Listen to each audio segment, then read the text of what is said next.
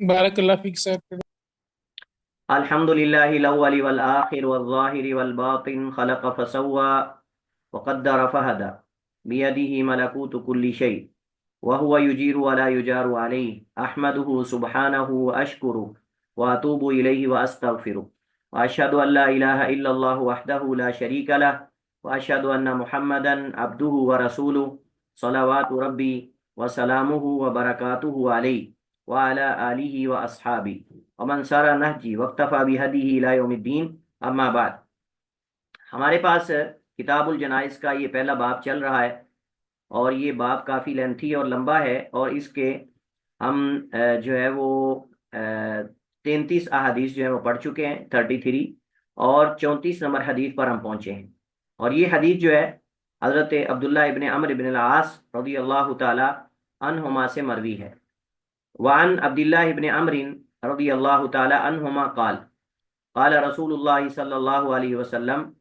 عبداللہ بن عمر بن عاص نے فرمایا کہ رسول اللہ صلی اللہ علیہ وآلہ وسلم نے فرمایا اذا جاء الرجل، کہ مریضا فلیقل، سوری، اذا جاء الرجل یعود مریضا، جب آئے کوئی آدمی کسی مریض کے پاس اس کی تیمارداری کرنے کے لیے، اس کی عیادت کرنے کے لیے، فلیقل، تو چاہیے کہ وہ کہے اللہم اشفی عبدک، اے اللہ اپنے بندے کو شفا دے. ینکاؤ لک عدوا، یہ نکا ینکاؤ نکایا کا معنی ہوتا ہے زخمی کرنا. وہ زخمی کرے، ایذا دے، تکلیف پہنچائے تیرے دشمن کو، یا آنکھ پھوڑ دے اس کی. او یمشی لکا، یا پھر وہ چلے تیرے لیے، یعنی تیری ذات کے لیے، تیرے حکم پر، تیری رضا اور خوشنودی کے لیے، الا جنازت، کسی جنازے کی طرف.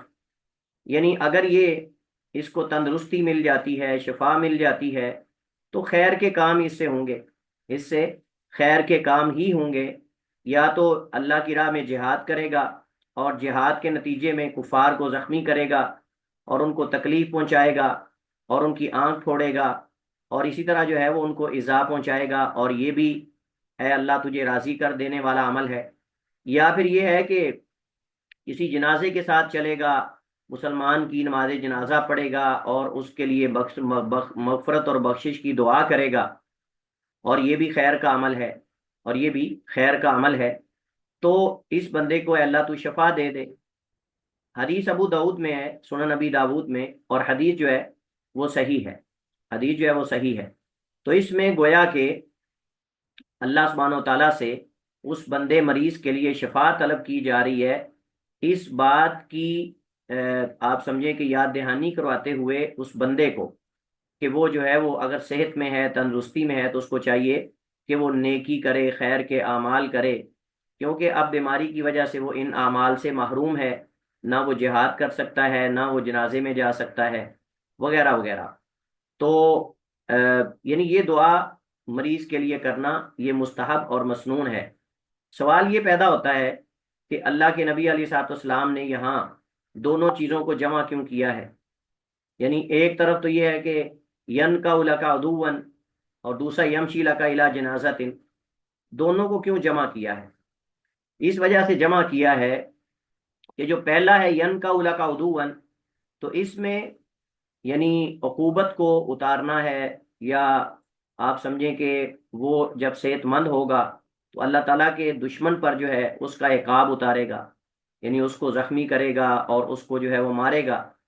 اور دوسری طرف جو ہے وہ اللہ کے مومن بندے کے لیے وہاں اللہ تعالیٰ کے جو دشمن ہے اس پر عقاب کو نازل کرنا، سزا کو، عقاب کو، تکلیف اس کو دینا. اور دوسری طرف جو ہے جو مومن بندہ ہے اس کے لیے مغفرت اور بخشش کی دعا کرنا ہے، اس کے لیے مغفرت اور بخشش کی دعا کرنا ہے. تو پہلے پر اللہ تعالیٰ کا عقاب جو ہے وہ نازل کرنے کے لیے، اور دوسرے پر اللہ کی طرف سے رحمت پہنچانے کے لیے. صاف ظاہر ہے کہ اللہ تعالیٰ اپنے مومن بندوں کے واسطے سے بھی کفار پر عقاب اور ان پر سزا جو ہے وہ اللہ تعالیٰ اتارتا ہے، اور کبھی جو ہے وہ اللہ تعالیٰ اپنے بندوں کو رحمت پہنچاتا ہے اپنے بندوں کے واسطے سے. صاف ظاہر ہے کہ جب یہ بندہ اپنے مومن مسلمان بھائی کی نماز جنازہ پڑھے گا، اس کے لیے مغفرت اور بخشش کی دعا کرے گا، تو یہ احسال رحمت ہے. یہ ایصال رحمت ہے، یعنی اللہ سبحانہ و تعالیٰ کی رحمت اسے حاصل ہوگی، اللہ بخش دے گا، معاف کر دے گا، تو یہ اصل مناسبت ہے۔ ایک طرف اللہ کے دشمن پر اس کا عقاب اتارنا ہے، اس کی سزا اتارنا ہے اور اس کا عذاب، اور دوسری طرف اللہ کے بندے پر اس کی رحمت کا نازل ہونا اور اس کی مغفرت اور بخشش کا اسے پہنچنا ہے۔ تو یہ گویا کہ سبب بنے گا، یہ مومن بندہ جو مریض ہے اگر یہ صحت یاب ہو جاتا ہے، شفا یاب ہو جاتا ہے۔ اب یہ جو مریض ہے، صاف ظاہر ہے کہ آپ جانتے ہیں کہ اس کو خاص رحمت کی ضرورت ہے۔ تو اس حدیث سے ہمیں کئی ایک فوائد ملے۔ ایک تو یہ کہ مذکورہ دعا پڑھنا سنت ہے اور یہ مستحب ہے، اور دوسرا یہ کہ مریض کے لیے دعا کرنا یہ مقصود ہے اس کی تیمارداری میں۔ تیسرا یہ ہے کہ جب آدمی صحت مند ہو، تندرست ہو، تو اس کو چاہیے اسے غنیمت جانے اور اس میں کثرت سے خیر کے اعمال کرے، کیونکہ ہم پیچھے حدیث پڑھ آئے ہیں کہ جب وہ بیمار ہوتا ہے مومن، تو جو صحت تندرستی کی حالت میں اعمال کرتا تھا نیک، اللہ تعالیٰ اس کو اس کا جو ہے وہ اجر و ثواب دیتا ہے، اللہ تعالیٰ اس کو اس کا اجر و ثواب دیتا ہے۔ اور اس میں ترغیب ہے جہاد کی، جہاد کی ترغیب ہے، اور اس میں جو ہے جنازے پہ چلنا، جنازے کے ساتھ چلنا اور جنازہ مسلمان کی نماز جنازہ پڑھنا، یہ اس کی بھی ترغیب ہے، اس کی بھی ترغیب ہے، کیونکہ دو چیزیں آپ نے ذکر کی، حالانکہ اور بھی ذکر کر سکتے تھے، نماز بھی، دیگر اعمال بھی، لیکن ان دو کو اہمیت کی وجہ سے ذکر کیا ہے۔ باقی چیزوں کی اہمیت ہے لیکن ان کو خصوصاً ذکر کیا ہے کیونکہ اس کے واسطے سے اللہ تعالیٰ بعض کو نقصان پہنچاتا ہے، بعض کو فائدہ دیتا ہے۔ مجاہد آدمی، مومن آدمی، اس کے واسطے سے اہل اسلام کو اور اسلام کو فائدہ ہوتا ہے، اور کفار اور کفر کو جو ہے نقصان ہوتا ہے۔ جیسے حضرت سعد بن ابی وقاص رضی اللہ تعالیٰ عنہ جب فتح مکہ کے موقع پر بیمار ہو گئے تو بڑے پریشان تھے، تو اللہ کے نبی علیہ السلام نے فرمایا کہ تم صحت مند ہوگے، اللہ تمہیں زندگی اور حیات دے گا، اور تمہارے ذریعے اللہ تعالیٰ بعض قوموں کو فائدہ دے گا اور بعض قوموں کو اللہ تعالیٰ نقصان پہنچائے گا۔ اور وہی ہوا جیسے اللہ کے رسول نے بتایا تھا کہ حضرت سعد بن ابی وقاص رضی اللہ تعالیٰ عنہ جو بیماری میں موت کے انتظار میں تھے، یعنی موت کا منہ دیکھ کر واپس آئے، وہی صحت مند ہوئے، اور اس کے بعد انہوں نے جہاد کیا، قادسیہ کی جنگ میں سپہ سالار تھے اسلامی لشکروں کے، اور پھر قادسیہ میں مسلمانوں کو فتح ملی، اور جو فارس تھے، جو مجوسی تھے، ان کو شکست ہوئی، جو آج بھی ان کو تکلیف ہے، آج بھی ان کو تکلیف ہے مجوسیوں کی اولاد کو کہ سیدنا عمر کے زمانے میں یہ کیوں فتح ہوا ایران۔ چلیے، اس کے بعد ہمارے پاس اگلی حدیث ہے، اور اس حدیث کے راوی علی بن زید ہیں، علی بن زید بن جدعان، وان علی ابن زید، علی بن زید ابن جدعان سے روایت ہے، ان امیہ، وہ امیہ سے روایت کرتے ہیں، اور امیہ یہاں جس کا ذکر ہے یہ ان کے باپ کی بیوی ہیں، ان کے باپ کی بیوی یعنی کہ سوتیلی ماں ہیں، ان کی سوتیلی ماں ہیں، ان سے روایت، اور یہ مجہول ہیں، امیہ بنت عبداللہ، امیہ بنت عبداللہ، انہا سألت، انہوں نے سوال کیا، امیہ بنت عبداللہ نے عائشہ رضی اللہ تعالی عنہا سے انہوں نے سوال کیا، ان قول اللہ عز وجل، اللہ تعالیٰ کے اس فرمان کے بارے میں، وَإِن تُبْدُوا مَا فِي أَنفُسِكُمْ أَوْ تُخْفُوهُ يُحَاسِبْكُم بِهِ اللَّهُ وَإِن تُبْدُوا مَا فِي أَنفُسِكُمْ، اور اگر تم ظاہر کرو جو تمہارے نفسوں میں ہے، او تخفوه، یا اسے مخفی رکھو، چھپاؤ، یحاسبکم بہ اللہ، اللہ تمہارا اس پر محاسبہ کرے گا۔ اس میں گویا کہ اس بات کی طرف اشارہ ہے کہ کوئی کبیرہ گناہ کرے، صغیرہ گناہ کرے، حتیٰ کہ خیالات اور جو وسوسات ہیں اس پر بھی اللہ مواخذہ کرے گا۔ وان قولی ہی، اور اللہ تعالیٰ کے اس فرمان کے بارے میں حضرت عائشہ سے پوچھا انہوں نے، وَمَن يَعْمَلْ سُوءًا يُجْزَ بِهِ، اور جو کوئی بھی عمل برا کرے گا اس پر اس کو جزا یعنی سزا ملے گی، چاہے وہ صغیرہ ہو چاہے کبیرہ ہو، جبکہ صحابہ نے تو یہ سن رکھا تھا کہ جو صغیرہ گناہ ہوتے ہیں اس پر مواخذہ نہیں ہوتا، جو صغائر ہوتے ہیں اللہ تعالیٰ اس پر مواخذہ نہیں کرتا اور اللہ تعالیٰ ان کو معاف کر دیتا ہے۔ تو جبکہ حدیث یہ کہہ رہی ہے، آیت کا ظاہر یہ کہہ رہا ہے کہ وَمَن يَعْمَلْ سُوءًا يُجْزَ بِهِ، جو کوئی بھی عمل کرے گا چھوٹا بڑا، اس پر اس کو جو ہے وہ جزا یعنی سزا ملے گی، اچھا ہے تو اچھی اور برا ہے تو بری سزا ملے گی، جزا ملے گی۔ فقال، تو حضرت عائشہ نے فرمایا، اصل میں وجہ یہ ہے کہ آیت کا ظاہر اس کے اندر یہ مانا ہے کہ وعید ہر ایک کے لیے، وعید ہر ایک کے لیے، حتیٰ کہ جو وسوسات اور خیالات ہیں اس پر بھی وعید ہے، اور حتیٰ کہ جو صغیرہ گناہ اس پر بھی وعید ہے، جبکہ صحابہ یہ جانتے تھے کہ صغیرہ گناہوں پر وعید نہیں ہوتی، کبیرہ گناہوں پر ہوتی ہے۔ تو یہ اصل میں محل اشکال تھا مسئلہ۔ تو فقالت، سیدہ عائشہ نے فرمایا، ما سألنی عنہا احد، نہیں پوچھا مجھ سے کسی ایک نے بھی، ماں نہیں، سألنی مجھ سے سوال کیا، انہا اس کے بارے میں، یعنی اس آیت کے بارے میں، احد کسی ایک نے بھی، منذ سألت رسول اللہ جب سے میں نے اللہ کے رسول سے سوال کیا، یعنی جب سے میں نے اللہ کے رسول سے سوال کیا، پہلے آپ شخص ہو جو آپ نے سوال کیا، فقالا تو انہوں نے کہا، ہادی یعنی اللہ کے رسول نے، جب میں نے اللہ کے رسول سے پوچھا کہ اللہ کے رسول کیا اللہ تعالیٰ ہمارے چھوٹے بڑے ہر طرح کے گناہوں پہ، ہمارے خیالات اور وسوسات پہ بھی ہمارا مواخذہ کرتا ہے؟ فقالا تو آپ نے فرمایا، ہادی ہی معاتبۃ اللہ، ہادی ہی معاتبۃ اللہ، یہ جو ہے وہ اللہ سبحانہ و تعالیٰ کی طرف سے ایک ڈانٹ ہے، اللہ سبحانہ و تعالیٰ کی طرف سے جو ہے وہ ایک جو ہے وہ ڈانٹ ہے، یا آپ سمجھ لیں کہ ایک طرح کی جو سزا ہے۔ معاتبہ ویسے سزا کو نہیں کہتے، معاتبہ ویسے کہتے ہیں کسی کو ڈانٹنا، یہ معاتبہ جو ہے یہ کسی کو جو ہے وہ ڈانٹنے کو کہتے ہیں، ٹھیک ہے نا؟ تو یہ اللہ تعالیٰ کی طرف سے ایک ڈانٹ ہے بندے پر، بیما یصیبہ من الحمہ، جو اللہ سبحانہ و تعالیٰ جو ہے اسے پہنچاتا ہے، من الحمہ یا مبتلا کرتا ہے اس بندے کو، من الحمہ بخار میں سے، والنکبہ اور حادثے میں سے، حوادث میں سے کسی حادثے میں۔ نکبہ جو ہے یہ حادثے کو کہتے ہیں، نکبہ جو ہے یہ کسی حادثے کو کہتے ہیں۔ نہیں، دھمکی نہیں کہہ سکتے، دھمکی کا معنی ہم نہیں کہہ سکتے۔ معاتبہ کسی کا کسی کو ڈانٹنا ہوتا ہے، معاتبہ کسی کی ڈانٹ کرنا، ڈانٹ ڈپٹ کرنا وغیرہ، اس کے معنی کے اندر یہ لفظ استعمال ہوتا ہے۔ اور جو معاقبہ ہوتا ہے وہ سزا ہوتی ہے، یہ فرق ہے، معاتبہ اور معاقبہ میں یہ فرق ہے۔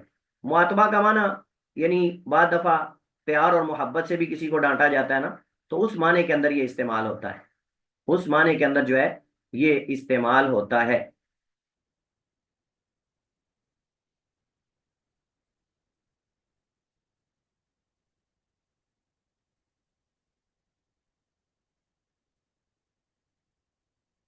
منزو کا معنی جب سے، منزو کا معنی جب سے، میں نے معنی کیا اس کا، منزو کا معنی جب سے، منز جو ہوتا ہے نا یہ زمانے کے لیے آتا ہے، منزو یہ زمانے کے لیے آتا ہے، یعنی جب سے میں نے اللہ کے رسول سے پوچھا، اس کے بعد ابھی تک کسی نے مجھ سے یہ سوال نہیں کیا۔ حضرت عائشہ بتانا چاہ رہی ہیں کہ میں نے اللہ کے رسول سے یہ سوال کر چکی ہوں، اور اللہ کے رسول نے اس کا جواب دے دیا ہے، اور میرے ذہن میں بھی یہ اشکال پیدا ہوا تھا، اور میں نے اللہ کے رسول سے پوچھا تھا، یہ معنی اس کا۔ تو یہ مطلب ہے کہ اللہ تعالیٰ کی طرف سے ایک ڈانٹ ہے بندے کے لیے، بیما یصیبہ جو اللہ سبحانہ و تعالیٰ اسے مبتلا کرتا ہے، من الحمہ بخار میں سے، یعنی بخار میں، والنکبہ کسی حادثے میں، حتیٰ کہ البضاع وہ سامان، البضاع یہ سامان کو کہتے ہیں، البضاع یہ سامان کو کہتے ہیں، ساز و سامان وغیرہ، مال وغیرہ، کپڑے یا کوئی بھی سامان ہوتا ہے، یضعها جسے وہ رکھتا ہے، فی یدی قمیصی ہی اپنی قمیص کی جیب میں، یہاں ید سے مراد جو ہے وہ جیب ہے، یعنی جیب میں، اپنے قمیص کی جیب میں آپ نے کوئی پیسے رکھے، نقدی رکھی، کوئی سامان جیب میں ڈالا، وہ گم ہو گیا، اب گم ہوا تو اچانک آپ نے جیب پہ ہاتھ مارا تو وہ گم ہے، آپ ایک دم جو گھبراتے ہیں نا جب آپ کی جیب خالی ہو، آج کل دوسرے لفظوں میں آپ کہہ سکتے ہیں آپ جا رہے ہیں، آپ کی جیب میں جو ہے موبائل ہے، تو جناب راستے میں ہاتھ صفائی کرنے والے نے ہاتھ صاف کر لیا، آپ سمجھتے ہیں نا ہاتھ صاف کرنا راستے میں، کہ نہیں سمجھتے؟ سمجھتے ہیں سر۔ جی سر سمجھتے ہیں۔ ہاں، آج کل بڑے ہاتھ صاف ہو رہے ہیں۔ کل ایک ہمارے ساتھی جو ہیں وہ رکشے پہ آ رہے تھے، تو پیچھے بیٹھے تھے رکشے کے، تو بیچارے نے موبائل نکالا، 60,000 کا اس بیچارے کا موبائل تھا، اسے موبائل نکالا تو ایسے لاک کھول رہا تھا انگلی سے، ایسے کر کے، تو جناب پیچھے سے بائک پہ آئے ہیں، اور وہ آتے ہی انہوں نے جپٹ ماری اور موبائل لے کے وہ گئے۔ بعد دفعہ بندہ موبائل سنتا جا رہا ہوتا ہے، تو موبائل سنتے سنتے وہ کان میں لگایا ہوتا ہے، تو ایسے آتے ہیں بائک پہ اور جپٹ مارتے ہیں، اور جناب وہ گئے۔ تو دو طرح کی آج کل گینگ چل رہے ہیں، کچھ ہیں جو گن پوائنٹ پہ لیتے ہیں، کچھ ہیں جو جپٹ مار کے لیتے ہیں۔ پچھلے سال میرے ساتھ یہ حادثہ ہوا، بارش آ رہی تھی تو میں رک گیا ایک جگہ، مین روڈ کے اوپر بالکل ساتھ میں رک گیا، تو جناب دو بندے آئے اور انہوں نے گن پوائنٹ پہ مجھ سے جو ہے وہ موبائل، پیسے، جو کچھ تھا وہ سب کچھ لے گئے۔ یہ ایک قسم ہے۔ دوسری قسم وہ ہے جو جپٹ مار کے لے جاتے ہیں۔ تو یہ سارے ہی کچھ ایسے ہیں جو رکشے میں آپ کے ساتھ بیٹھ جاتے ہیں۔ وہ ایک ساتھی جب کل ان کا معاملہ بنا تو ایک ساتھی بتا رہے تھے کہ میرے پاس جو ہے وہ 2 موبائل تھے، اور بلکہ مزے کی بات یہ کہ وہی بتا رہے تھے جن کے ساتھ کل مسئلہ ہوا، کہتے میرے پاس 2 موبائل تھے، ایک بھائی کا تھا، ایک اپنا تھا، میں مال روڈ پہ جا رہا تھا، تو میں نے نا ایسے ہاتھ میں پکڑے ہوئے تھے دونوں موبائل، تو ایک بزرگ، لمبی لمبی داڑھی، بزرگ لمبی لمبی داڑھی، بعد میں نے کئی کئی دفعہ کہتا ہوں میں، بعض لوگ داڑیاں رکھتے ہیں لوگوں کو دھوکہ دینے کے لیے، وہ پہلے داڑھی والے نہیں ہوتے، داڑھی رکھتے ہیں لوگوں کو اعتماد میں لینے کے لیے، لوگوں کو دھوکہ دینے کے لیے، وہ مولوی نہیں ہوتے، وہ اہل علم نہیں ہوتے، لوگ اہل علم کو بدنام کرتے ہیں۔ تو داڑھی رکھ کے کوئی بندہ اگر جرائم کی وجہ سے داڑھی رکھتا ہے تو داڑھی کو تو ہمیں نہیں بدنام کرنا چاہیے، اور اس کو تانے تو نہیں دینے چاہیے کہ داڑھی والے ایسے ہوتے ہیں ویسے ہوتے ہیں۔ تو وہ کہتا ہے کہ ایک بزرگ تھا، یعنی اچھا خاصا بڑی عمر کا آدمی، تو مجھے کہتا ہے کہ آپ یہ موبائل جو ہے نا جیب میں ڈال لو، یہ گر جائیں گے، آپ نے ہاتھ میں پکڑے ہوئے ہیں۔ تو کہتے ہیں میں نے اس کی بات مان کے جیب میں ڈال لیے دونوں موبائل۔ کہتے ہیں ٹھیک 2 منٹ بعد وہ بندہ اترا ہے، تو میں جب آگے جا کے جیب میں ہاتھ مارا تو دیکھا جیب خالی ہے۔ تو ہمارا یہ موضوع ہے، تو یہ جو آپ اچانک جیب میں ہاتھ مارتے ہیں اور آپ کی جیب خالی ہوتی ہے، آپ اس پہ جو گھبراتے ہیں نا، اس گھبرانے پر بھی اللہ تعالیٰ وہ جو ہم سے گناہ ہو جاتے ہیں نا چھوٹے موٹے، اللہ وہ معاف کر دیتا ہے، یہ مطلب ہے اس کا، حدیث کا مفہوم یہ ہے۔ تو یعنی یہ جو ہم سے بعض دفعہ دل میں کو برے خیالات آتے ہیں، ہم اس پہ بعض دفعہ عزم کر لیتے ہیں، یا پھر بعض دفعہ جو ہے وہ ہم سے کوئی غلطیاں ہو جاتی ہیں نہ جانے میں، بعض دفعہ جانے میں ہو جاتی ہیں، تو اللہ تعالیٰ اس طرح یہ جو چھوٹی موٹی غلطیاں ہیں، اللہ تعالیٰ اس طرح جو مومن کو پریشانیاں آتی ہیں، اللہ تعالیٰ اس کے واسطے سے وہ معاف کرتا رہتا ہے، یہ مطلب ہے۔ یعنی والنقبہ اور حادثہ حوادث میں سے، حتی البضاع حتیٰ کے سامان، یضعها جسے وہ رکھتا ہے، فی یدی قمیصی ہی اپنے قمیص کی جیب میں، فیفقدها بس وہ اسے گم پاتا ہے، یفقدها کا معنی اسے گم کر لیتا ہے، گم پاتا ہے، یا اس سے گم ہو جاتا ہے، فیفزع لها اس سے وہ گھبرا جاتا ہے، فیفزع لها کا معنی پریشان ہوتا ہے اس پر، گھبرا جاتا ہے، حتیٰ کہ ان العبد بے شک بندہ، یعنی اس طرح اس کے ساتھ ہوتا رہتا ہے، حتیٰ کہ بے شک بندہ لیخرج نکلتا ہے، من ذنوبی اپنے گناہوں سے، کما ایسے، یخرج التبر جیسے سونا خالص نکلتا ہے، الاحمر تبر الاحمر کہتے ہیں سونے کو، تبر الاحمر سونے کو کہتے ہیں، اور کبھی اس کا اطلاق جو ہے وہ چاندی پر ہوتا ہے، کبھی تانبے پر ہوتا ہے، کبھی عام جو دھاتیں ہیں زمین سے نکلنے والی لوہا وغیرہ اس پر بھی ہوتا ہے، لیکن یہاں مراد جو ہے وہ خالص سونا ہے، جیسے نکلتا ہے خالص سونا من الکیری بٹھی سے۔ لیکن یہ بات ذہن میں رکھیں کہ یہ تیبر جو ہے اس وقت بولا جاتا ہے جب سونا اپنی اصلی حالت میں ابھی تک نقدی میں، یعنی دینار میں نہ بدلا، کرنسی میں نہ بدلا، دینار میں یا زیورات میں، ابھی تک وہ اپنی اصل معدن کی صورت میں ہے، تو اس وقت اس کو تیبر کہیں گے۔ لیکن اگر اس کو زیورات کی صورت میں بدل دیں تو پھر وہ الحلی، حلی کے معنی میں ہو جائے گا حلیات، اور اگر وہ دینار کی صورت میں ہو تو پھر اس کو جو ہے وہ عین کہیں گے، عین بھی کہیں گے، اس کو مال بھی کہیں گے، اور اس کو جو ہے وہ نقدی بھی کہیں گے، یا کوئی بھی اس پر جو نام بولا جائے گا وہ ہوگا۔ تو کما جیسا کہ یخرجو نکلتا ہے التبر الاحمر خالص سونا من الکیری بٹھی سے، بٹھی سے جب آپ اس میں سونا ڈالتے ہیں، کوئی بھی لوہا تانبا کوئی بھی دھات، تو اس کا میل کچیل جو اوپر ہوتی ہے مٹی اور دیگر جو غیر سونا ہوتا ہے وہ اتر جاتا ہے، تو خالص سونا رہ جاتا ہے۔ آپ اس کو اگر آگ میں ڈال کے نکالیں گے، اس کو تھوڑا سا تھوڑی کے ساتھ یا کسی چیز سے آپ اوپر سے ماریں گے تو اس کے جو غیر سونا ہے وہ اتر جائے گا، سب صرف خالص سونا رہ جائے گا۔ تو اسی طرح مومن جو ہے وہ گناہوں سے دھل جاتا ہے، مومن گناہوں سے دھل جاتا ہے، اس طرح کے یہ جو اس کے ساتھ حادثات ہوتے ہیں، اس طرح کے جو اس کے ساتھ واقعات پیش آتے ہیں، حتیٰ کہ صحیح مسلم میں اس، یعنی حدیث تقریباً یہ ہے لیکن اس کے الفاظ اور ہیں، کیونکہ اس حدیث میں تو کلام ہے نا، اس کی سند میں کلام ہے، لیکن صحیح مسلم میں اس کی اصل ہے، صحیح مسلم میں اس کی اصل ہے۔ صحیح مسلم کے کیا الفاظ ہیں؟ صحیح مسلم کے الفاظ یہ ہیں کہ وفی کل ما یصاب بہ المسلم کفارہ، ہر چیز جو مسلمان کو پہنچتی ہے اس میں مسلمان کے لیے کفارہ ہے، حتی النکبۃ ینکبها حتیٰ کہ وہ حادثہ جو اس کو پہنچتا ہے اس پر بھی، ابھی شوکۃ یشاکوہا یا پھر وہ کانٹا جو اسے چبھتا ہے اس پر بھی اس کو جو ہے وہ آپ سمجھیں کہ اس کے لیے اجر اور ثواب ہے، اور اس کے گناہوں کا کفارہ اور گناہوں کی بخشش اور معافی کا ذریعہ ہے۔ ترمذی نے اس حدیث کو روایت کیا، لیکن حدیث کی سند ضعیف ہے، لیکن حدیث کی سند میں کلام ہے۔ اس کی سند میں نے اشارہ کیا کہ علی بن زید بن جدعان جو ہے یہ ضعیف ہے، ابو الحسن القرشی البصری، ابو الحسن القرشی البصری علی بن زید بن جدعان یہ ضعیف ہے، اور یہ امیہ سے روایت کر رہے ہیں، امیہ بنت عبداللہ، یہ مجہول ہے، یہ مجہول ہے۔ اور ائمہ جرح و تعدیل نے یہ ذکر کیا ہے کہ جو مرد ہیں رجال یعنی راوی، ان کے ضعف کی کئی وجوہات ہیں. جو مرد راوی ہیں ان کے ضعیف ہونے کی کئی وجوہات ہیں. مثلا کسی کا کذاب ہونا، کسی کا متہم بالکذب ہونا، کسی کا لین الحدیث ہونا، کسی کا مدلس ہونا، کسی کا سیء الحفظ ہونا، کسی کا جو ہے وہ مختلط ہونا، کسی کا جو ہے وہ مبتدع ہونا، بدتی ہونا، فلاں فلاں. لیکن عورتوں میں زیادہ تر جو ضعف کی وجہ ہے وہ جہالت ہے. جہالت کا معنی ان کا غیر معروف ہونا، ان کا غیر معروف ہونا. یعنی جب اس کی حالت ہی معروف نہیں جر و تعدیل میں، تو کیسے اس سے روایت لی جائے گی؟ تو اس وجہ سے ائمہ نے ذکر کیا ہے کہ عورتوں میں زیادہ تر جن پر ضعف کا حکم لگایا گیا ہے ضعیف ہونے کا، وہ جہالت کی وجہ سے، یعنی ان کے مجہول ہونے کی وجہ سے، ان کے مجہول گمنامی کی وجہ سے. مجہول یعنی گمنامی، کیونکہ عورتیں اس دور کے اندر آج کل کی عورتوں کی طرح تو نہیں، اس دور کے اندر وہ گھروں میں رہتی تھی اور وہ ان کی حالت کو زیادہ واضح نہیں ہوتی تھی. تو اس وجہ سے جس عورت کے بارے میں کوئی نہیں جانتے تھے اس کو کہہ دیتے تھے مجہول ہے، کیونکہ یہ احتیاط ہے روایت میں، یہ روایت میں احتیاط ہے. تو یہ جو راویہ ہیں امیہ بنت عبداللہ، یہ جیسے میں نے ذکر کیا کہ یہ جو علی بن زید بن جدعان ہیں، ان کی سوتیلی والدہ ہیں، یعنی ان کی جو ہے نا وہ باپ کی بیوی ہیں.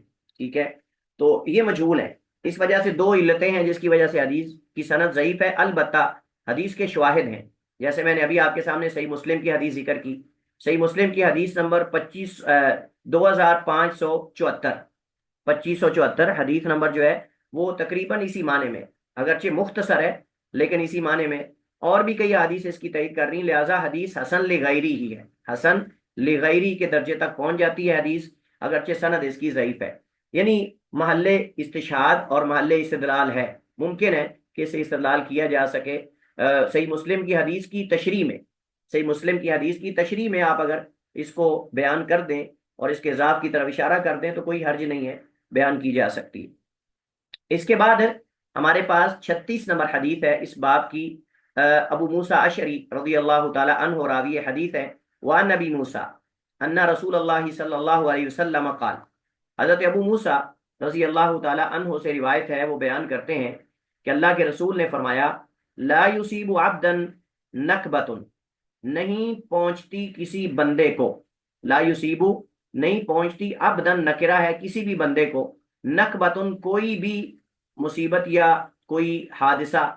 نقبہ ویسے ہم نے کہا حادثے، اس کا معنی ہے نہیں پہنچتا کسی مومن کو کوئی معمولی حادثہ، کوئی معمولی مصیبت، کوئی چھوٹی. یہ جو نقبت ان کے اوپر تنوین ہے نا، یعنی دو پیشیں جو آپ دیکھ رہے ہیں نا، دو پیش تنوین، یہ تنوین تقلیل ہے، یہ تنوین تقلیل ہے. تنوین تقلیل یعنی قلت کا معنی دیتی ہے. جیسے میں نے آپ کو مثال پہلے شاید ایک دفعہ دی تھی، نبی کریم علیہ الصلوۃ والسلام نے فرمایا کہ میں نے عورتوں کی کثرت جو ہے وہ جہنم میں دیکھی. تو فرمایا اللہ کے رسول بما یا رسول اللہ، کیوں عورتوں کی کثرت جہنم میں؟ تو آپ نے فرمایا بکفرہن، ان کے کفر کی وجہ سے. صحابہ نے پوچھا یکفرن باللہ، کیا اللہ کے ساتھ کفر کرتی ہیں؟ فرمایا نہیں، یکفرن النعمہ و یکفرن العشیر، نعمت کی ناشکری کرتی ہیں اور شوہر کی ناشکری کرتی ہیں. پھر آپ نے مثال دی، فرمایا لو احسنت احداہن، لو احسنت احداہن الدہر کلہ ثم رأت منک شیئا، ثم رأت منک شیئا قالت ما رأیت منک خیرا قط.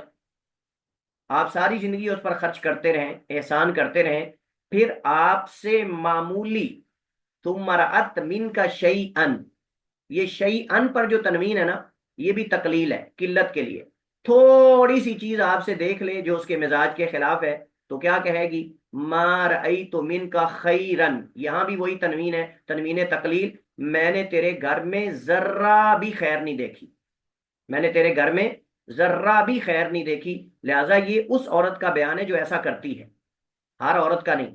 جو عورت بھی ناشکری کرے گی وہ اس انداز میں کرے گی، اور ایسی عورتیں موجود ہیں کہ شوہر اس کے حقوق ادا کر رہا ہے، اس کو سب کچھ دے رہا ہے، لیکن اگر تھوڑی سی اس کے مزاج کے خلاف کوئی چیز اس سے ظاہر ہو جائے شوہر سے، تو کہتی تیرے گھر میں میں نے سکھ پایا ہی نہیں، تیرے گھر میں میں نے سکھ کبھی پایا ہی نہیں. اللہ کے رسول نے حقیقت بیان کی. تو یہاں دونوں جگہ پر تنوین تقلیل استعمال ہو رہی ہے. ما رأیت منک خیرا ثم رأت منک شیئا، پھر وہ آپ سے معمولی غیر مزاج والی چیز دیکھ لے جو اس کے مزاج کے خلاف ہے تو کہے گی ما رأیت منک خیرا، یہاں بھی وہی تنوین ہے اور یہاں بھی وہی ہے. لا یصیب عبدن نہیں پہنچتی کسی مسلمان کو نقبتن کوئی چھوٹی مصیبت. نقبتن کا معنی کوئی تھوڑی سی معمولی سی مصیبت بھی. فما فوقہا یا اس سے زیادہ. فما فوقہا یا اس سے زیادہ. او دونہا یا اس سے بھی کم. او دونہا یا اس چھوٹی سے بھی چھوٹی. الا مگر بذنب گناہ کی وجہ سے. الا مگر بذنب گناہ کی وجہ سے. یعنی ہم سے جو لغزشیں ہوتی ہیں جو خطائیں ہوتی ہیں جو ہم سے بھول ہو جاتی ہے وہ اس کی وجہ سے ہمارے اوپر یہ چھوٹی موٹی کوئی نہ کوئی مصیبت اور یہ چیزیں آتی رہتی ہیں. وما یعفو اللہ عنہ اکثر اور جو اللہ ہم سے درگزر کرتا ہے نا وہ اس سے بھی زیادہ ہے. یعنی یہ تو اللہ تعالیٰ چند ایک پر ہمارا مواخذہ کر رہا ہے وگرنہ اللہ تعالیٰ تو ہماری کئی خطائیں معاف کر رہا ہے. اللہ جو جن سے درگزر کر رہا ہے نا وہ اس سے بھی کئی گنا زیادہ ہے. یعنی ہم جو کبھی ہمارے اوپر پریشانی آ جاتی ہے وہ تو کبھی کبھی آتی ہے جبکہ گناہ تو ہم سے بعض دفعہ بہت زیادہ ہوتے ہیں. لا علمی میں ہم پتہ نہیں کیا کیا کر جاتے ہیں. روزانہ پتہ نہیں ہم سے کتنی غلطیاں ہوتی ہیں. تو جو اللہ ہم سے درگزر کر رہا ہے نا وہ تو بہت زیادہ ہے. یہ جس پر اللہ ہمارا معمولی مواخذہ کرتا ہے یہ تھوڑا ہے لیکن اللہ تعالیٰ جو ہم سے درگزر کر رہا ہے بہت زیادہ ہے. فرمایا وما یعفو اللہ عنہ اکثر اور جو اللہ تعالیٰ معاف کرتا ہے اس بندے سے وہ اس سے بھی کئی گنا زیادہ ہے. وقرا اور پھر اللہ کے نبی علیہ الصلوۃ والسلام نے قرآن کریم کی اللہ تعالیٰ کا یہ فرمان یہ آیت پڑھی. وما اصابکم من مصیبت فبما کسبت ایدیکم ویعفو عن کثیر. گویا کہ یہ اقتباس ہے قرآن سے کہ اور جو بھی تمہیں کوئی مصیبت میں سے پہنچتی ہے فبیما کسبت ایدیکم تو یہ تمہارے ہاتھوں کی کمائی کی وجہ سے یعنی تمہارے اعمال کے سبب اور اس کے بدلے میں. ویعفو عن کثیر اور اللہ تعالیٰ بہت ساریوں سے درگزر کرتا ہے یعنی تمہاری بہت ساری خطاؤں سے بہت تمہاری لفظوں سے اور تمہاری جو گناہ ہے اللہ تعالیٰ ان سے درگزر بھی کرتا ہے. یہ نہ سمجھو کہ اللہ تعالیٰ ہر ایک کے بدلے میں ہمیں سزا دے رہا ہے. نہیں اللہ تعالیٰ جو معاف کر رہا ہے وہ کئی گنا زیادہ ہے. سبحان اللہ. ویعفو عن کثیر اور اللہ معاف کرتا ہے ان کثیر بہت ساری خطاؤں سے بہت ساری غلطیوں سے. ترمذی نے اس حدیث کو روایت کیا ہے لیکن حدیث کی سند ضعیف ہے. حدیث کی سند میں کلام ہے. اس میں دو علتیں ہیں. ایک تو اس میں عبید اللہ بن الواضح ہے. عبید اللہ بن واضح راوی ہے یہ مجہول ہے. اور دوسرا جس سے بیان کر رہا ہے عبید اللہ الواضح وہ بھی ضعیف ہے. مجہول ہے دونوں مجہول ہے اور مجہول راوی کی روایت جو ہے وہ ضعیف ہوتی ہے. ٹھیک ہے. تو حدیث کی سند جیسے ہم نے کہا ضعیف ہے لیکن چونکہ آیت اس کی تائید کر رہی ہے چونکہ آیت قرآن کی اس کی تائید کر رہی ہے لہذا معنی صحیح ہے. بعض دفعہ حدیث کی سند ضعیف ہوتی ہے لیکن معنی اس کا صحیح ہوتا ہے لیکن ہم اس کو حدیث کو صحیح نہیں کہہ سکتے اس وجہ سے کہ وہ محدثین کا جو ایک ضابطہ ہے وہ ٹوٹ جاتا ہے. یہ اصل وجہ ہے. معنی آپ اگر کسی کو بیان کرنا چاہیں تو آپ یہ کہہ سکتے ہیں حدیث کی سند میں اگرچہ کلام ہے لیکن معنی اس کا صحیح ہے. آپ اس طرح کر کے حدیث بیان کر سکتے ہیں جب تک شدید ضعیف نہ ہو یا اس کے اندر کوئی خلاف ورزی نہ ہو اسلامی اصولوں کی ضابطوں کی قوانین کی یا قرآن و سنت کی. تو آپ اس کو اس انداز سے بیان کر سکتے ہیں اگر شدید ضعف والی نہ ہو. تو آپ یہ کہہ سکتے ہیں حدیث کی سند میں اگرچہ کلام ہے اور اس کا معنی صحیح ہے قرآن کی آیت اس کی تائید کر رہی ہے. اور وہ آیت کون سی ہے؟ وما اصابکم من مصیبت فبما کسبت ایدیکم ویعفو عن کثیر. اگلی حدیث پہ چلتے ہیں جی. اور یہ پتہ چلتا ہے ان حدیث سے کہ جو ہمارے اوپر مسائل پریشانیاں آتی ہیں یہ مقاصد تو ان کے مختلف ہوتے ہیں. بعض دفعہ اللہ تعالیٰ ان سے ہمارے گناہ معاف کرتا ہے. اس کا مطلب یہ کہ اگر اللہ ہمارے گناہ معاف کر رہا ہے تو ہمارے گناہوں کے بدلے میں. بعض دفعہ اللہ تعالیٰ درجات بلند کرتا ہے. بعض دفعہ اللہ سبحانہ و تعالیٰ جو ہے وہ نیکیوں میں اضافہ کرتا ہے. وان عبداللہ ابن عمرو بن العاص عبداللہ بن عمر بن عاص رضی اللہ تعالیٰ عنہما سے روایت ہے. قالا کہتے ہیں قال رسول اللہ صلی اللہ علیہ وسلم اللہ کے رسول علیہ الصلوۃ والسلام نے فرمایا ان العبد بے شک بندہ اذا کان جب وہ ہوتا ہے علی طریقۃ حسنۃ اچھے طریقے پر اچھے منہج پر من العبادت عبادت میں سے یعنی جب وہ عبادت میں سے یعنی سنت کے مطابق عبادت کر رہا ہوتا ہے صحیح طریقے سے. یہاں سے آپ اندازہ لگا سکتے ہیں کہ سنت کے مطابق عمل کرنے کی کیا اہمیت ہے. سنت کے مطابق عمل کرنے کی کیا اہمیت ہے. فرمایا اذا ان العبد بے شک بندہ اذا کانا جب وہ ہوتا ہے اعلی طریقۃ حسنۃ اچھے طریقے پر. اچھے طریقے سے مراد یعنی مسنون طریقے پر اللہ کے نبی علیہ الصلوۃ والسلام کی مطابقت میں اللہ کے نبی صلی اللہ علیہ وسلم کی اتباع میں شریعت کے مطابق من العبادتی کسی بھی عبادت میں سے، یعنی کوئی بھی عبادت نبوی طریقے کے مطابق کر رہا ہوتا ہے، رسول کے طریقے اور منہج کے مطابق کر رہا ہوتا ہے، ثم مرضا پھر وہ بیمار ہو جاتا ہے، قیل للملک فرشتے سے کہا جاتا ہے، قیلا کا معنی کہا جاتا ہے، للملک فرشتے سے، المعکل جو کہ پابند ہے، المعکل کا معنی جو پابند ہے اور اس کی ذمہ داری ہے اعمال کو لکھنے کی، یہ مطلب ہے ملک المعکل، یعنی جس کی اس کام پہ ذمہ داری ہے جو اعمال لکھنا ہے۔ تو موکلین تو کئی ہیں نا، کئیوں کی بارش پہ ڈیوٹی ہے، کئیوں پر جہنم پر ہے، کئیوں کی زندگی موت پر ہے، کئیوں کی کسی پر ہے، تو سارے موکل ہیں، لیکن ہر ایک کو ہم موکل اس وجہ سے کہتے ہیں کہ اس کام پہ پابند ہے، وہ ذمہ دار ہے اور اس کی ڈیوٹی ہے، یہ مطلب ہے۔ تو جو فرشتہ ہوتا ہے اعمال لکھنے کا، یعنی متعین فرشتہ، متعلقہ فرشتہ، اسے کہا جاتا ہے اکتب لہو لکھو اس کے لیے، مثل عمل ہی اس کے عمل کی مثل، مثل عمل ہی اس کے عمل کی مثل، یعنی اس میرے بندے کے لیے وہ سارے عمل لکھتے جاؤ اگرچہ یہ نہیں کر رہا۔ اذا کان طلیقن جب یہ صحت مند تھا، طلیق کہتے ہیں کھلا، طلیق کہتے ہیں کھلے کو، یہ فعیل بمعنی مفعول ہے، یعنی مطلوق جس کو چھوڑا ہوا ہے، یا مطلق آپ کہتے ہیں جس کو چھوڑا ہوا ہے، طلاق بھی اسی سے ہی ہے کہ مرد جو ہے وہ اپنی بیوی کو یا عورت کو اپنے عقد سے یا اپنی ذمہ داری سے آزاد کر دیتا ہے، تو اس کو بھی طلاق اسی وجہ سے کہتے ہیں۔ تو مطلب جب بیماری نے اس کو قید کر لیا نا، اب بیماری نے اس کو قید کر لیا ہے، تو اس وجہ سے فرمایا کہ اللہ فرشتے سے کہتا ہے جو مقررہ موکل فرشتہ ہے اس اعمال کے لکھنے پر، اکتب لہو اس میرے بندے کے لیے لکھ، مثل عمل ہی اس کے عمل کی مثل، یعنی اس اچھے عمل کی مثل جو یہ تندرستی میں کرتا تھا، اذا کانا جب تھا یہ، طلیقن کا معنی کھلا یعنی صحت مند تندرست، حتی اطلقہ حتیٰ کہ میں اسے صحت دے دوں، اطلقہ کا معنی کھلا چھوڑ دوں مطلب صحت دے دوں، یہ کنایا ہے، یہ مجاز ہے، اطلقہ ای اشفیہ اسے شفا دے دوں، او اکفتہ الیہ یا پھر میں اسے ملا لوں اپنی طرف، یعنی اس کو اپنی طرف بلا لوں یا موت دے دوں، یعنی جب تک اس کا فیصلہ میں نہیں کرتا اور اس کو میں بیمار رکھے ہوئے ہوں، آپ اس کے لیے وہ جو خیر کے اعمال کرتا تھا نا وہ لکھتے جاؤ۔ سبحان الخالق، اللہ تعالیٰ کا فضل کتنا بڑا ہے، کتنی بڑی اللہ تعالیٰ کی رحمت اور اللہ تعالیٰ کا احسان ہے۔ تو اللہ سبحانہ و تعالیٰ جو ہے یہ ملک الموکل کو یہ فرماتے ہیں جو کرامن کاتبین لکھنے والے، کہ اے میرے فرشتوں، اے میرے فرشتے، اس میرے بندے کو جب تک میں نے روک رکھا ہے، یعنی نماز با جماعت پڑھنے نہیں جا رہا، جہاد پہ نہیں جا رہا، جنازوں میں نہیں جا رہا، اسی طرح جو ہے وہ دعوتوں پہ نہیں جا رہا، مسلمانوں کی جو دعوتیں ہوتی ہیں، اجتماعات ہوتے ہیں، مناسبات ہوتی ہیں، اس میں بھی جانے کا اجر ہے، تو وہاں بھی نہیں جا رہا، بیچارہ گھر میں بیٹھا ہوا ہے، تو یہ جو صحت مندی کی حالت میں جو جو اعمال کرتا تھا نا وہ سارے لکھتے جاؤ، سارے لکھتے جاؤ۔ مثلا آج یہ بندہ بیمار ہے، جماعت کا ٹائم ہے، یہ مسجد میں نہیں جا رہا، اس کی جماعت کا اجر لکھ دو۔ اس کے محلے میں جنازہ تھا، جنازے کا اعلان ہوا، یہ ہر جنازے میں جاتا تھا لیکن اب بیمار ہے نہیں جا رہا، جتنے بھی جنازے اس کی بیماری کی حالت میں ہوں گے موت تک، وہ سارے اس کے کھاتے میں لکھتے جاؤ۔ سبحان اللہ، کیا اللہ کی رحمت ہے، اور کیا اللہ تعالیٰ رب العالمین کس قدر رحمان اور رحیم ہے، پھر بھی ہم اللہ کی رحمت سے مایوس اور اللہ کی رحمت سے دور ہیں، یعنی کتنی وسعت ہے اللہ سبحانہ و تعالیٰ کی طرف سے۔ یعنی محلے میں اعلان ہوتا تھا، یہ بندہ چلا جاتا تھا، اب بیمار ہے، اب جب تک یہ زندہ ہے یا صحیح نہیں ہو جاتا اس وقت تک جتنے جنازے ہوں گے، اعلان ہوں گے، اس کو اجر ملتا رہے، فرشتے اس کے کھاتے میں وہ اجر لکھتے رہیں گے، جماعت کا اجر، اسی طرح جو ہے وہ کسی کی تیمارداری کا اجر، کسی کی جو ہے وہ عیادت کا اجر، کسی کے فلاں، یہ سب اس کے لیے لکھا جاتا ہے، ٹھیک ہے۔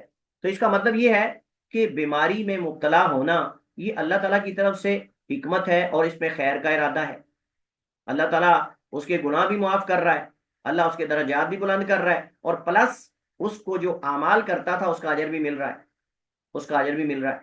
تو یہ مطلب ہے۔ تو تلیقن کا معنی جب یہ کھلا تھا، آزاد تھا، یعنی صحت مند تھا، اور حتیٰ اطلقہ ای اشفیہ اسے شفا دے دوں، او اکفتہ الیہ اپنی طرف ملا لوں، یعنی بلا لوں، اس کو موت دے دوں۔ تو اس حدیث میں اللہ سبحانہ و تعالیٰ کی، اللہ تعالیٰ کے فضل، اللہ تعالیٰ کی وسعت رحمت کا بیان ہے، اور دوسرا اس کے اندر ہمیں ترغیب دی گئی ہے کہ ہم نیکی کے اعمال کو مسلسل کریں، دوام کے ساتھ، ہمیشگی کے ساتھ، تواتر کے ساتھ ہم جو ہے وہ کریں، اور تیسرا پلس نیکی کے جو اعمال کریں سنت کے مطابق کریں، اس سے گویا کہ بدعت سے ڈرایا گیا ہے، بدعات سے، خرافات سے ڈرایا گیا ہے کیونکہ جب مسنون عمل انسان کرتا ہے اور مسلسل کرتا ہے، اگر اس میں بیماری کی وجہ سے انقطاع بھی آ جاتا ہے تو اللہ تعالیٰ اس میں تسلسل کو باقی رکھتا ہے، اور نیکیوں کا تسلسل ختم نہیں ہوتا، اللہ وہ نیکیاں لکھتا رہتا ہے، وہ انقطاع نہیں آتا اس میں، جو ہے نا وہ کسی قسم کا سپیس اور فاصلہ اللہ تعالیٰ نہیں آنے دیتے، بلکہ اللہ تعالیٰ لکھتے رہتے ہیں، فرشتوں کو کہتے ہیں اس کے اعمال لکھتے رہو۔ اگلی حدیث ہمارے پاس ہے حضرت انس بن مالک رضی اللہ تعالی عنہ سے، یہ 38 نمبر 38 نمبر حدیث ہے، اور یہ کتاب کی 1560 نمبر حدیث ہے۔ وعن انس ان رسول اللہ صلی اللہ علیہ وسلم، انس بن مالک رضی اللہ تعالیٰ عنہ خادم رسول اللہ سے روایت ہے، فرماتے ہیں اللہ کے رسول نے فرمایا اذا ابتلی المسلم، جب آزمایا جاتا ہے کوئی مسلمان، مبتلا کیا جاتا ہے کوئی مسلمان، بھی بلا ان کسی آزمائش میں، مصیبت میں، فی جسدی اس کے جسم میں، جب مسلمان کو کسی جسمانی مصیبت میں مبتلا کیا جاتا ہے، کسی جسمانی بیماری میں، کسی جسمانی آزمائش میں کسی مسلمان کو مبتلا کیا جاتا ہے، قیل للملک، فرشتے سے کہا جاتا ہے، کون کہتا ہے؟ اللہ تعالیٰ، چونکہ فائل معروف ہے اس وجہ سے اس کو حذف کر دیا قصدن، اہمیت کی وجہ سے۔ قیلا کا اصل میں قالا ہے، یعنی قال اللہ، لیکن اللہ تعالیٰ معروف ہے، سب کے ہاں کے کہنے والا اللہ ہی ہو سکتا ہے، اس وجہ سے قیلا مجہول کے ساتھ بعض دفعہ فائل کو حذف کر دیا جاتا ہے اہمیت کی وجہ سے۔ تو قیلا کہا جاتا ہے للملک، فرشتے سے، اکتب لکھو، لہو اس بندے کے لیے، صالح عمل ہی، اس کے تمام صالح اعمال، الذی کان یعمل، جو یہ عمل کرتا تھا، یعنی صحت مندی اور تندرستی میں، جو یہ حالت صحت میں، تندرستی کی حالت میں جو عمل کرتا تھا، یہاں عمل ہی میں نے کل ایک ضابطہ بتایا تھا، یہاں عمل کی اضافت یہ مضاف ہے، اور جب مضاف ہوگا تو یہ مفرد نہیں ہوگا، جمع ہوگا، عمل بمانا اعمال، جیسے کل میں نے آپ کو مثال دی تھی نا، تقدس اسمک و تقدس اسمک، کہ اللہ تیرے نام جو ہے وہ پاک ہے، نام تیرا نہیں، تیرے نام، تیرے سارے نام ہی مقدس ہیں۔ اسی طرح یہاں اکتب لہو صالح عملی ہی، اس کے لیے لکھ دو اس کے تمام نیک اعمال، الذی کان یعمل، جو یہ عمل کرتا تھا، یعنی صحت مندی اور تندرستی کی حالت میں، فَإِن شَفَاهُ غَسَّلَهُ طَهَّرَهُ، اگر اس کو شفا دے دے، فَإِن غَسَّلَهُ، اگر اللہ تعالیٰ اس کو شفا دے دے، غَسَّلَهُ وَطَهَّرَهُ، تو یہ بیماری اس کو دھو دے گی، پاک کر دے گی گناہوں سے، غسلہ کا معنی دھو دے گی، طہرہ کا معنی پاک کر دے گی، غسل یغسل یہ یعنی مبالغے کے لیے، حالانکہ غسل یغسل بھی اسی معنی میں آتا ہے، غسل یغسل تخفیف کے ساتھ بغیر شد کے بھی اسی معنی میں آتا ہے۔ اسی طرح جو ہے وہ کیا اس کو کہتے ہیں، طہر یطہر پاک ہونا، اور طہر یطہر یہ پاک کرنا کسی دوسرے کو، لیکن غسل یغسل کا معنی دھونا ہوتا ہے، اور غسل یعنی بہت اچھے طریقے سے دھونا، یہ معنی مبالغے کے لیے۔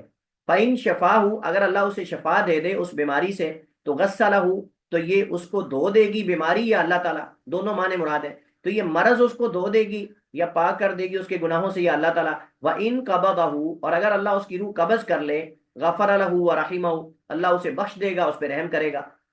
تو دونوں حال خیر پر مبنی ہے، شفا مل جائے گی تو گناہوں کا کفارہ ہے، طہارت ہے، اور دھو دیا جائے گا گناہوں سے، اور اگر اللہ تعالیٰ فوت کر لے گا اسے تو اللہ اس کو معاف کر دے گا اور اس پہ رحم کرے گا اللہ۔ اس سے ثابت یہ ہوا کہ مومن کا ہر معاملہ خیر پر مبنی ہے، اور باقی فائدے وہی ہیں کہ جو بھی مومن آزمایا جاتا ہے، وہ بدنی آزمائش ہو، مالی آزمائش ہو، وہ قرابت داروں میں ہو، جہاں بھی ہو، اللہ کی طرف سے ہے، کوئی کسی کا نقصان نہیں کر سکتا، کوئی کسی کو نفع نہیں پہنچا سکتا سوائے اللہ سبحانہ و تعالیٰ کے، اس پر ہمارا عقیدہ اور ایمان ہونا چاہیے۔ دوسری بات یہ ہے کہ انسان کو کثرت سے نیکیاں کرنی چاہیے، تاکہ بیماری میں اگر انسان اعمال نہ کر سکے تو اس کا اجر ملتا رہے، اور پھر مسلسل کرنے چاہیے، اس میں انقطاع نہیں آنا چاہیے، کیونکہ ہو سکتا ہے آپ ایک نیک عمل کرتے تھے لیکن بیماری سے پہلے چھوڑ دیا ہو، اب اگر آپ نے بیماری سے پہلے چھوڑ دیا ہے تو اس کا اجر آپ کو نہیں ملے گا، کیونکہ آپ بیماری سے پہلے ہی وہ نہیں کر رہے، لیکن اگر مسلسل آپ کرتے آئیں گے تو آپ اگر بیمار بھی ہو جاتے ہیں تو اللہ سبحانہ و تعالیٰ اس بیماری کے ایام میں آپ کو وہ مسلسل جو عمل آپ کرتے آ رہے تھے اس کا اجر آپ کو دیتا رہے گا، اس کا اجر آپ کو دیتا رہے گا، وہ کوئی بھی عمل ہو، صدقہ ہو، کوئی بھی عمل ہو، ٹھیک ہے۔ یہ اس حدیث کا معنی ہے۔ اب یہ جو حدیث ہے حضرت انس بن مالک رضی اللہ تعالیٰ عنہ کی، حدیث جو ہے وہ صحیح ہے، حدیث جو ہے وہ صحیح ہے، اور حدیث کا معنی بھی واضح ہے، اور اس کے فوائد بھی پہلے گزر چکے ہیں۔ اس کے بعد اگلی حدیث ہمارے پاس ہے، جابر بن عتیق بیان کرتے ہیں، وان جابر ابن عتیق، جابر بن عتیق جو ہے یہ ابو عبداللہ ہے، ابو عبداللہ جابر ابن عتیق الانصاری المدنی، یہ انصار سے ہیں، مہاجرین میں سے نہیں، انصار سے ہیں، اور مدینہ سے تعلق رکھنے والے صحابی ہیں، اور یہ اہل بدر میں سے ہیں، بدری صحابی ہیں، جابر بن عتیق البدری، بدری صحابی ہیں، اور بدری صحابہ کو الگ ذکر اس وجہ سے کیا جاتا ہے کہ بدری صحابی جو ہیں وہ ان کے بارے میں خود اللہ تعالیٰ نے ان کو جنتی کہا، فرمایا اے معلوم شئتم فقد غفرت لکم، تم جو بھی چاہو عمل کرو، میں نے تمہیں بخش دیا ہے اور معاف کر دیا ہے، میں نے تمہیں بخش دیا ہے اور میں نے تمہیں معاف کر دیا ہے۔ تو حضرت جابر بن عتیق بیان کرتے ہیں اللہ کے رسول نے فرمایا الشہادت سبعن، شہادت جو ہے وہ سات طرح کی ہے، شہادت جو ہے وہ سات طرح کی، یعنی سات قسم کے شہداء ہیں، سوى القتل فی سبیل اللہ، علاوہ اللہ کی راہ میں قتال کے، یعنی جو اللہ کی راہ میں شہید ہو جائے قتال کرتے ہوئے دشمن کے مقابلے میں، وہ تو شہید ہے ہی، لیکن اس کے علاوہ بھی سات اور ہیں، اور کل میں نے آپ کو بتایا تھا، میں نے آپ کو ذکر کیا تھا، کتنی قسمیں کل میں نے بتائی تھی؟ ہاں جی ذرا مجھے یاد دہانی کروائیے۔ سر 5 تھی شاید میرا خیال۔ میں نے حافظ ابن حجر کا قول ذکر کیا تھا جب ہم نے حدیث پڑھی تھی نا، الشہداء خمسۃ المتون المبتون الغریق صاحب الحدم، تو میں نے آپ کو بتایا تھا حافظ ابن حجر نے کتنی قسمیں ذکر کی ہیں؟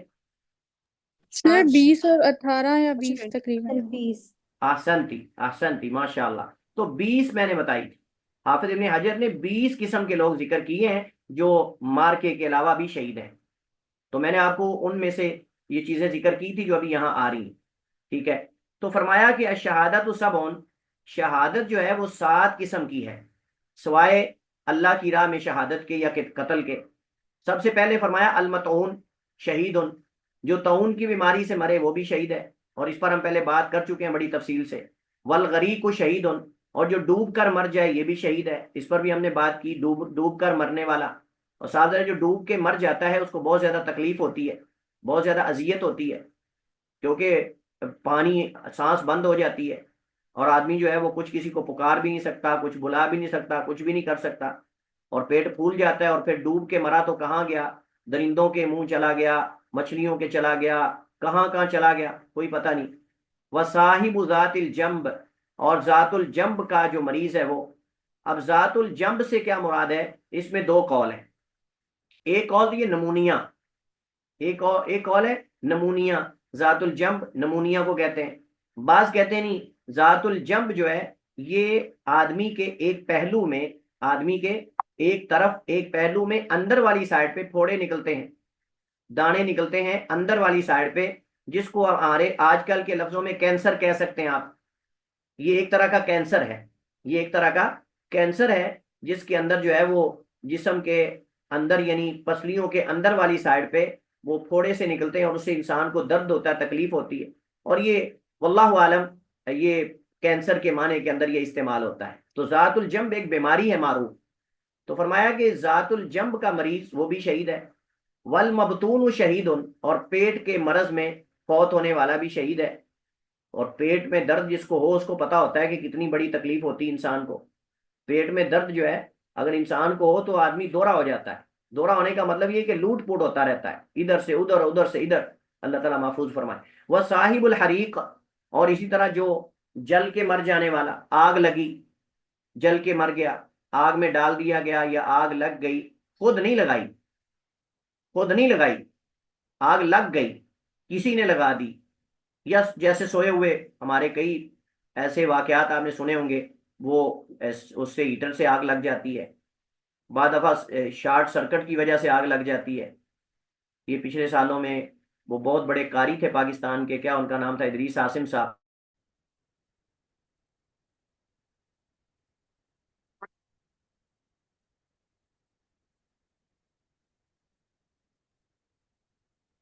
جی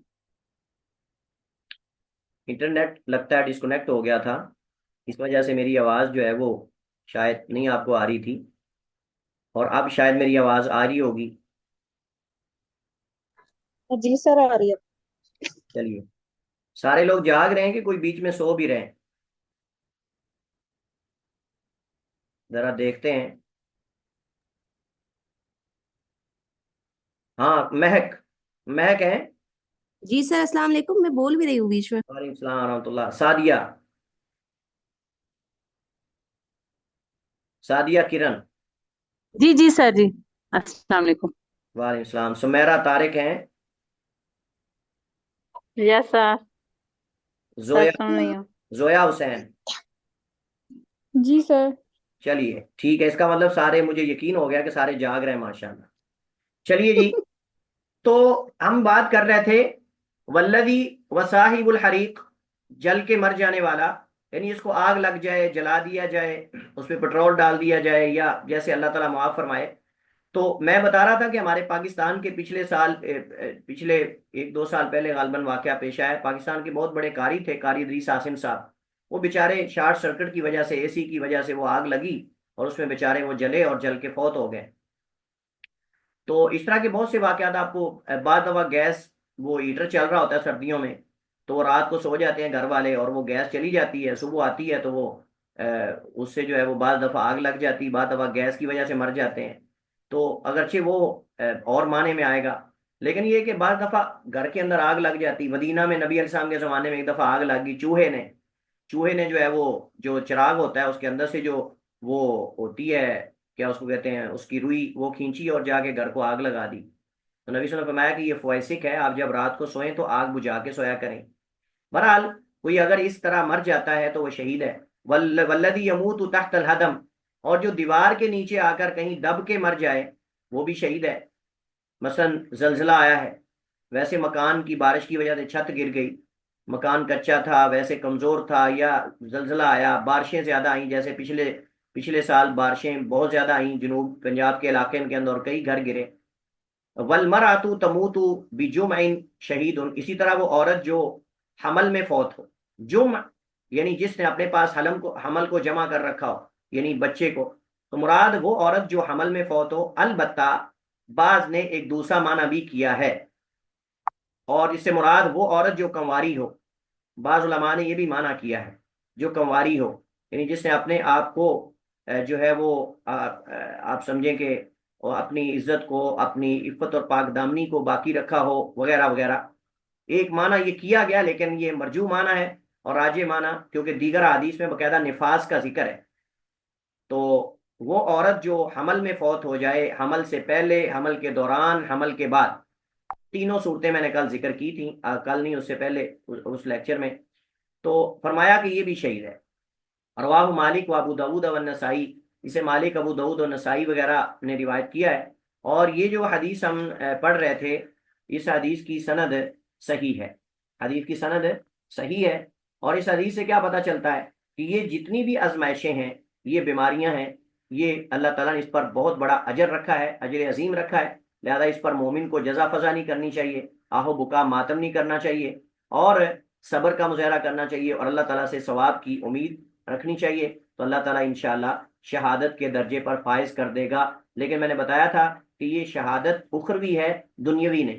دنیا کے اعتبار سے شہید نہیں ہے یہ، آخرت کے اعتبار سے شہید ہے. کیونکہ دنیا میں اگر شہید ہو تو ان کو غسل نہ دیا جائے، ان کو کفن نہ دیا جائے، ان کی نماز جنازہ نہ پڑھی جائے. لیکن ان کی نماز جنازہ پڑھی جائے گی لازماً، جبکہ شہید کی پڑھنا اختیاری ہے. شہید کی پڑھنا اختیاری ہے، ان کی پڑھنا لازم ہے، اگرچہ وہ فرض کفایہ ہے، اگرچہ وہ فرض کفایہ ہے. اس کے بعد چلیے، ٹائم ہو چکا ہے، کافی ہو گیا ہے. آگے انشاءاللہ ہم اگلی حدیث پڑھیں گے اگلے لیکچر میں. واللہ تعالی علم واحکم، وصلی اللہ وسلم علی نبینا محمد وعلی آلہ وصحبہ وسلم. چلیے جی، کوئی اہم سوال ہے موضوع کے حوالے سے تو آپ کر سکتے ہیں. سر میرا ایک کوشچن تھا جی کہ یہ جو اموات ہیں، جیسے جل کر مرنا یا ڈوب کر مرنا یا اس طرح سے، تو یہ ناگانی موت میں بھی آتا ہے نا یہ سب، اور اس سے پناہ مانگنے کی بھی تلقین ہے. تو پھر جیسے شہادت تو ایک اچھا رتبہ ہے. میں نے بتایا تھا، میں نے یہ بتایا تھا کہ شہادت کی تمنا یہ ایمان کی علامت ایسے ہی ہے. جی شہادت جی کی سر، جی تمنا جی. ایمان کی علامت ہے، اور شہادت کی تمنا نہ کرنا نفاق کی علامت حدیث میں قرار دی گئی ہے. لیکن اس کے باوجود اللہ کے نبی نے فرمایا لا تتمنوا لقاء العدو، کہ دشمن سے ملاقات کی تمنا نہ کرو. کیا آپ کو یقین ہے کہ جب دشمن سے ملاقات ہوگی تو آپ جم کے لڑیں گے؟ آپ یعنی اس قدر اپنے اوپر یقین رکھتے ہیں کہ آپ جم کے لڑیں گے، یا احتمال ہے کہ آپ بھٹک جائیں، یا احتمال ہے کہ آپ دشمن اتنی طاقت سے آئے اور اتنے زور سے آئے کہ آپ ٹیک نہ سکے سامنے؟ اس وجہ سے اللہ کے نبی علیہ الصلوۃ والسلام نے فرمایا دشمن سے ملاقات کی تمنا نہ کرو، لیکن شہادت کی تمنا رکھنی چاہیے. فرق ہے دونوں میں، ہم اس کو برابر کر رہے ہیں. اسی طرح یہ بھی ہے. اب اس کا مطلب یہ نہیں ہے کہ ایک بندہ آگ میں چھلانگ لگا دے، یا ایک بندہ جو ہے وہ دعا نہ کرے کہ اللہ مجھے اس طرح کی بری موتوں سے بچانا. اصل میں یہ جو اموات ہے نا، یہ اموات ناگہانی اس وجہ سے اس سے پناہ مانگی گئی ہے کہ آدمی کو توبہ کا موقع نہیں ملتا. آدمی کو بعض دفعہ اپنے معاملات کی اصلاح کرنی ہوتی ہے، کوئی وصیت ہوتی ہے، کوئی اہم چیز ہوتی ہے، لیکن ان اموات میں یہ جو ذکر کی گئی ہیں زیادہ تر، ان کے اندر آدمی کو جو ہے وہ بعض دفعہ خصوصاً جو ڈوب کر مرنا یا آگ لگنے سے مر جانا یا فلاں فلاں، اس میں آدمی کو تو موقع ہی بعض دفعہ نہیں ملتا توبہ کا یا اس طرح کا. ہاں البتہ ذات الجنب ہے یا طاعون وغیرہ ہے، اس کے اندر بعض دفعہ جو ہے وہ آدمی چلیں کچھ دن بیمار رہتا ہے، پھر جا کے اس کو موت آتی ہے. لیکن بعض علماء نے کہا کہ جو کینسر ہے، کینسر کے بارے میں یہ جو ذات الجنب ہے، اس کے بارے میں بعض علماء نے کہا کہ اس سے بچنا بہت یعنی کم امکان ہے بچنے کے اس دور میں. اب شاید اس کا کوئی کینسر کا آپ جانتے ہیں کہ علاج وغیرہ ہے، لیکن ماضی میں کہتے تھے کہ اس کا کوئی علاج نہیں ہے، زیادہ تر لوگ اس سے فوت ہو جاتے ہیں. تو بہرحال دونوں میں فرق ہے. ایک یہ کہ آپ شہادت کی تمنا کریں، لیکن وہ یہ شہادت نہیں جس کی تمنا کرنے کا کہا گیا ہے، وہ دوسری شہادت ہے فی سبیل اللہ قتال میں. اس شہادت کا نہیں ہمیں کہا گیا. یہ تو ہے کہ اگر کسی کے ساتھ ایسا ہو جاتا ہے تو اس کو چاہیے کہ وہ صبر کرے. مثلا طاعون کی بیماری میں مبتلا ہو گیا تو وہ صبر کرے، اللہ تعالیٰ سے ثواب اور احتساب کی امید رکھے. ٹھیک ہے، اور یہ لیکن یہ نہیں ہے کہ ہم بری موت سے پناہ نہ مانگیں. میں اس وجہ سے کہہ رہا ہوں کہ بعض دفعہ موت آتی تو انسان کو توبہ کا موقع بھی نہیں ملتا، تو وہ اور چیز ہے. جیسے اللہ کے نبی نے فرمایا کہ شہادت کی تمنا ہونی چاہیے، اور آپ نے باقاعدہ تمنا کی، فرمایا کہ میری تمنا ہے اقتل ثم احیا ثم اقتل ثم احیا، مجھے شہید کیا جائے پھر زندہ کیا جائے، پھر شہید کیا جائے پھر زندہ کیا جائے.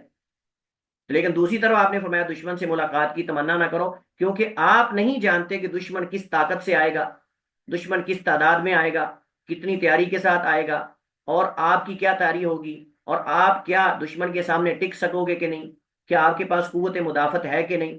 یہ ساری چیزیں احتمال میں ہیں، چانس میں ہے، حتمی نہیں ہے. تو لہٰذا تم تمنا نہ کرو کہ ہماری جنگ ہو. ہاں اگر ہو جائے پھر ڈٹ جاؤ، اگر ہو جائے تو پھر ڈٹ جاؤ. اور شہادت کی تمنا بھی ہونی چاہیے. شہادت کی تمنا تو عمر نے بھی کی تھی، اللہ نے پوری کی کہ نہیں؟ جی سر، جی سر کلیئر ہو گیا، بس ٹھیک ہے، شکریہ، جزاک اللہ. چلیے چلیے جی، اگلی کلاس شروع ہو چکی، سوری ٹائم میں نے نہیں دیکھا. السلام علیکم ورحمۃ اللہ وبرکاتہ.